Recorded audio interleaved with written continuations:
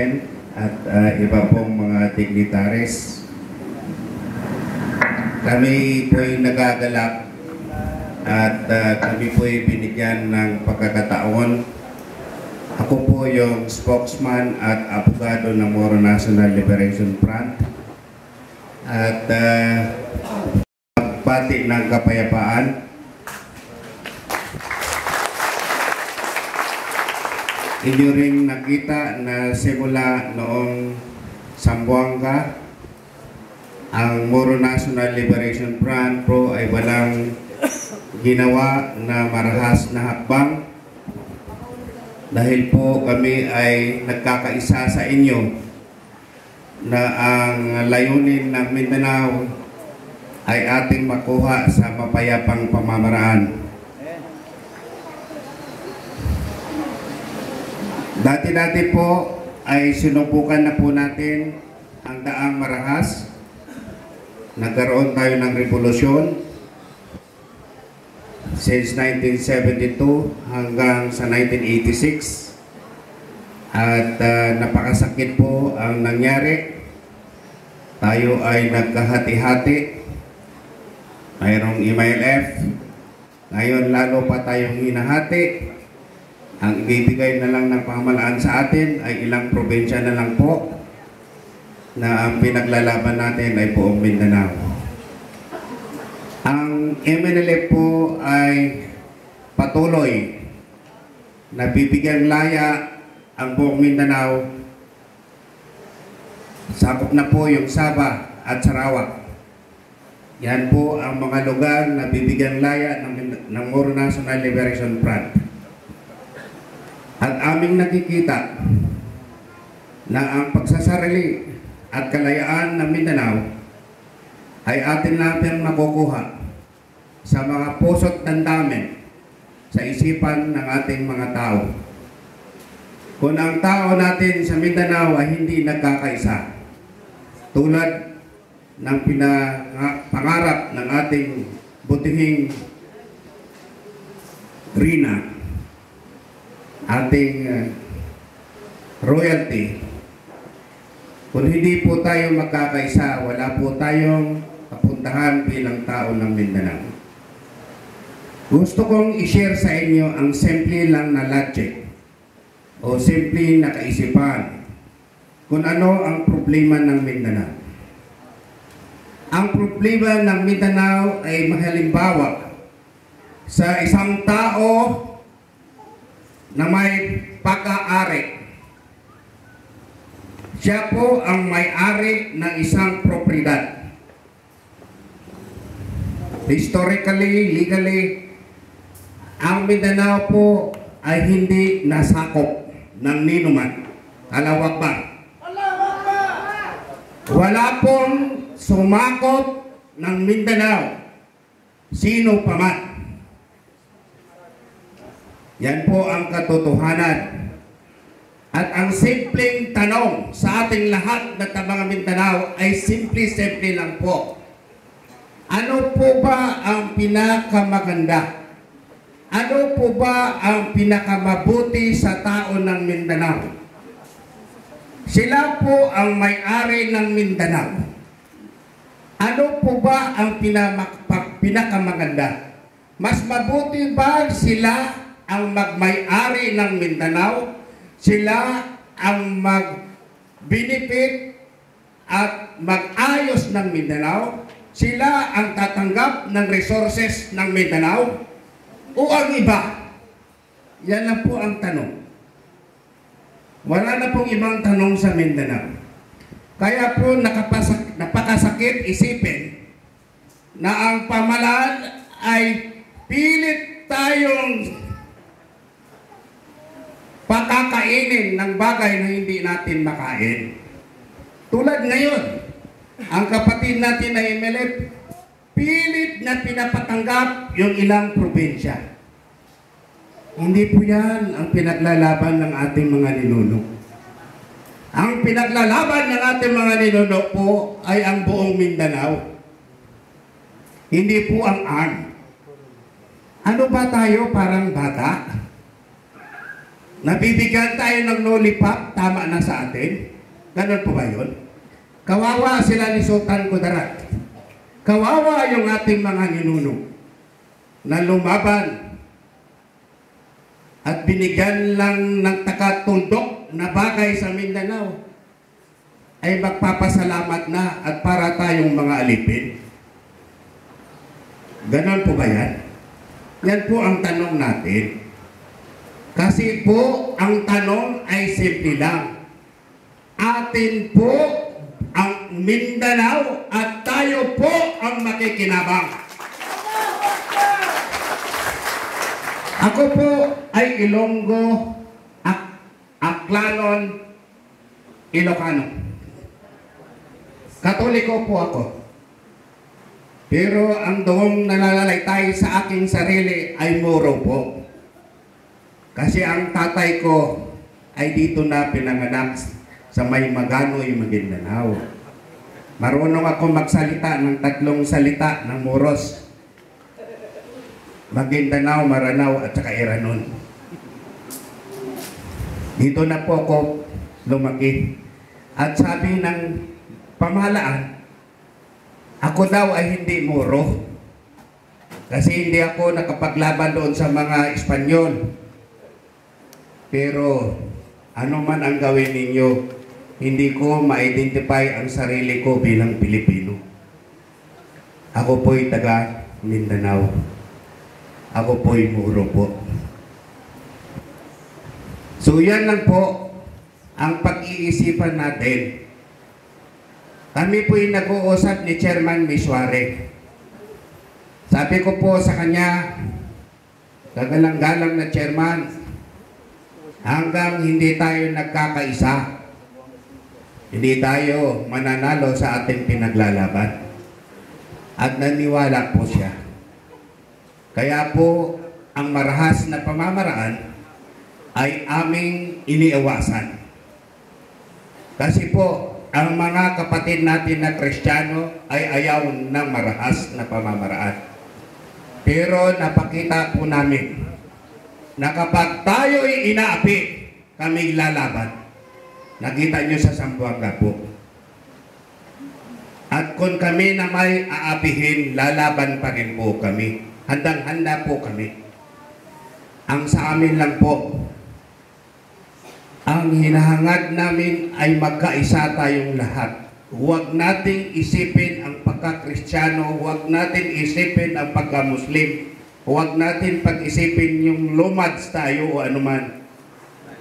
Isipin natin na iisang bansa na lang po ang maiiwan sa atin at wala na po tayong mapupuntahan.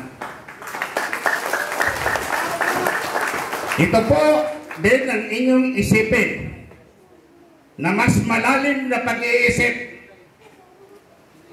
Ano ba ang mangyayari sa taga Mindanao kung magpatuloy ang ginagawa ng pamahalaan sa atin?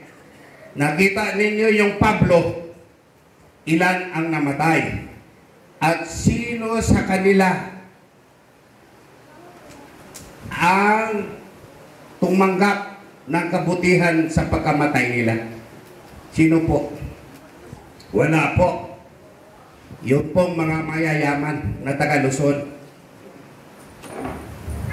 Yan po ay magpapatuloy sa amin doon sa Coronadal. Andyan po ang SMI. Hindi pa nga naumpisahan. Lubog na yung tulay doon mismo sa syudad ng Coronadal. Ano po ang kinabukasan natin kapag hindi tayo lumaban? Yan ba ang gusto ninyo sa mga anak ninyo? Naalala ba ninyo yung nangyari sa Iligan, sa Cagayan? Swerte lang tayo ngayon dahil walang malalakas na bagyo. Ano kaya kung may bagyo na naman? Yan po ang ginagawa ng mga taong taga Luzon. Sinisira ang ating kalikasan. Tayo ay pinapatay at sila ang nakikinabang. Hindi pa ba tayo dapat kumilos? Kaya tayo nagpapasalamat dito sa ating Rina dahil sinisimulan niya magkilos para sa ating pagkakaisa. Kami pong taga-MNLF, kami po ay nag-a-argue tungkol dito. Sabi namin, baka itong ginagawa ng ating Rayna ay tayo ay inaalis sa ating layunin na magkaisa at maging malaya. Ngunit nakausap ko po yung professor ko mismo, si Bay, no? Nakausap ko rin dahil professor ko siya sa MBE. Siya po ay nagsabi galing sa puso na isa po ang layunin natin. Bigyan natin ng kalayaan ang Mindanao. Yan po ang ating layunin. Noon po sa pag-aaral, marami pong mga ideology at ideas. Mayroong isang school of thought o isang aralin na ang pinakamabuting pamamaraan ay ang marahas na pamamaraan. Kaya noong 1972 upward, nakikita na natin na yung lahat ng pamamaraan ng paglaya ay ang marahas na pamamaraan. Pero dumating po mismo ang experiment, ang lesson ng IGSA. Nakita natin yung people's power na magawa ng lahat, magawa ang lahat ng mga tao. At nakikita natin yan sa Hong Kong, nakikita natin sa ibang parte ng Middle East countries na yung people's power is the most effective way to liberate our people. Kaya po, iisa ang naisip ngayon ni Chairman na ang pagkakaisa lang ng tao ng Mindanao ay siyang solusyon sa pagpalaya ng ating lupaing Mindanao. Ang tanong, ano ang mangyari? Unsa ba'y mahitabo kung kita mahikusa o maging malaya? Unsa ang mahitabo? Siyempre, o ikaw usa ka tag-iya sa usa ka yuta o usa ka propiedad, kung ikaw ay tag-iya o walay nanghilabot, lami ang imong gibati, di ba? O unsa man ang imong imuon sa imong propiedad, mahimo nimo. Ang Mindanao is the richest country in the world.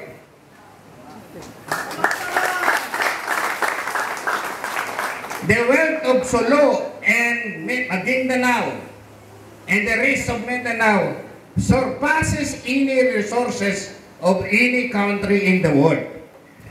Even Brunei is jealous on us. Brunei, pinakamayaman na yan. Pero nagsisilos pa sa atin dahil tayo ang pinakamayaman. Kaya ang tanong, ano na ang mangyari kung tayo mismo ang gagamit ng ating yaman? Siyempre, ang isang taga Mindanao, may kotse, libre ang pag-aaral, libre ang health, libre ang SSS, libre ang lahat. Di kotse pa.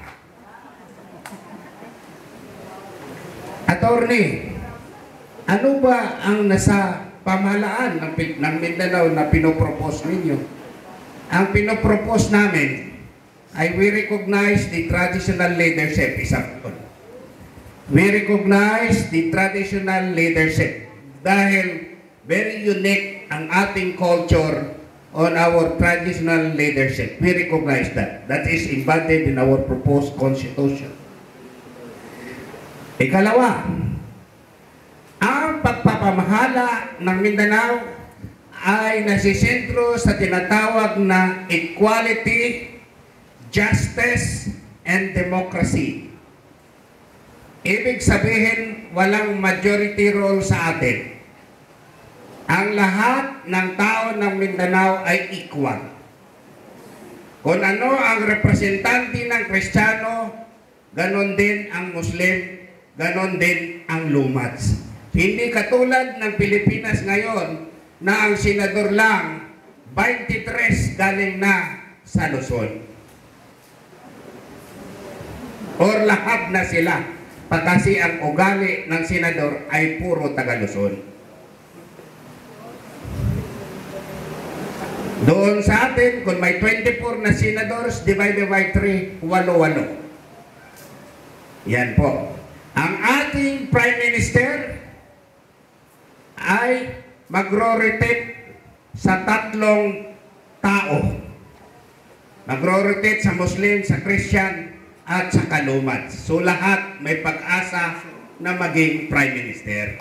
Hindi tulad ng Pilipinas, taga Luzon lang po ang maging Presidente. At doon po sa Deputy Prime Ministers ay 3 po ang Deputy Prime Ministers. For Lumats, for Christians, lang ganon. Separate ang ating judiciary. Separate sa Christian, separate sa Muslim, separate sa Lumats. So walang domination. Walang magdodominate. Ang kompromiso lang ay mayroon tayong complete courts. Siyempre, kapag komplekto na Christian at Muslim, Lumats at Muslim, mayroon ng 3 judges. Judge na Lumats, judge na Christian, at judge na Muslim. Ganon po ang pamamaraan natin. At ang pinakamaganda pa sa atin, ang ombudsman po natin ay hanggang munisipyo para walang magnanakaw. Sinabi ko na ito kay Chairman. Kapag tayo'y maliberated, isang posisyon lang ang kukunin ko, ombudsman. Kay pati ang iyong mga pariente, relatives, lalagay natin sa bilangguan kapag magluko-luko. Kasi anuhin ba natin ang pira, mga kapatid? Kung lahat tayo magnanakaw, ano na ba yung ating revolusyon kung